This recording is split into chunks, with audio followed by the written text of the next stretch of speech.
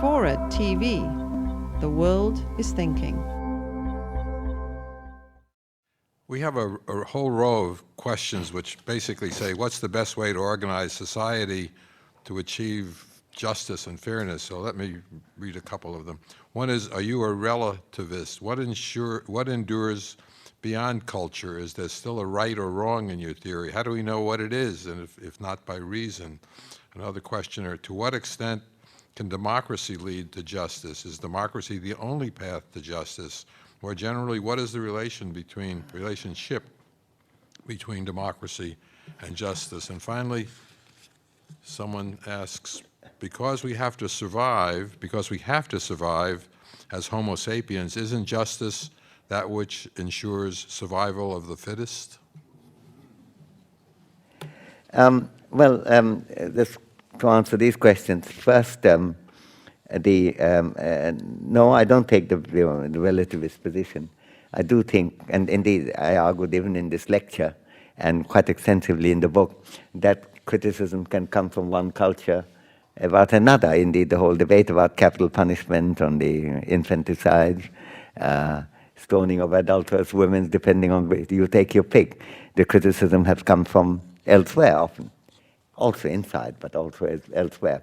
There's nothing wrong in making these criticisms.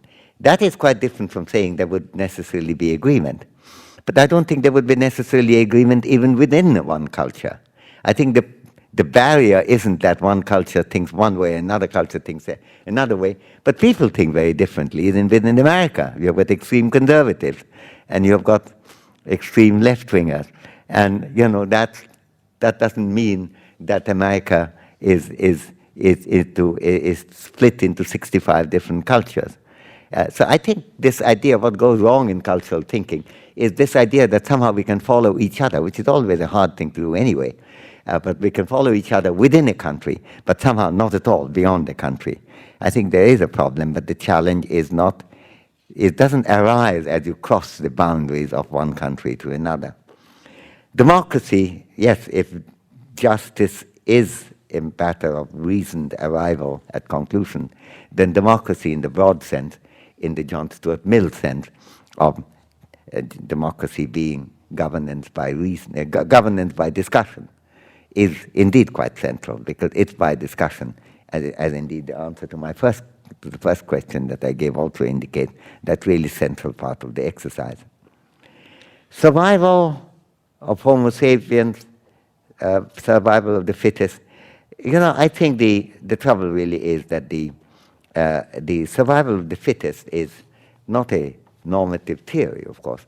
It is describing what happens in the nature.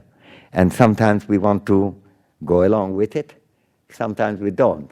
But the person asking the question who thinks that if survival of the fittest is the thing to do, then Homo sapiens we both want to keep. That, I'm afraid, is not the case. If it emerges in other species which are better suited than we are, then the Homo sapiens will be completely sacrificed to the altar of the survival of the fittest. Darwin is not a survivalist of any species. Indeed, Darwin gives us very little clue about the debate that's going on about extinction of species. I mean, that things get extinct in the Darwin system, and that's the way nature is.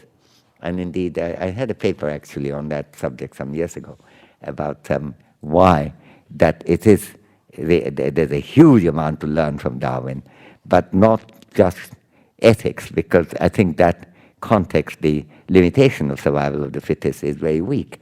Basically, what we try to do is that even when people are not fit, we regard it just that we want to look after them.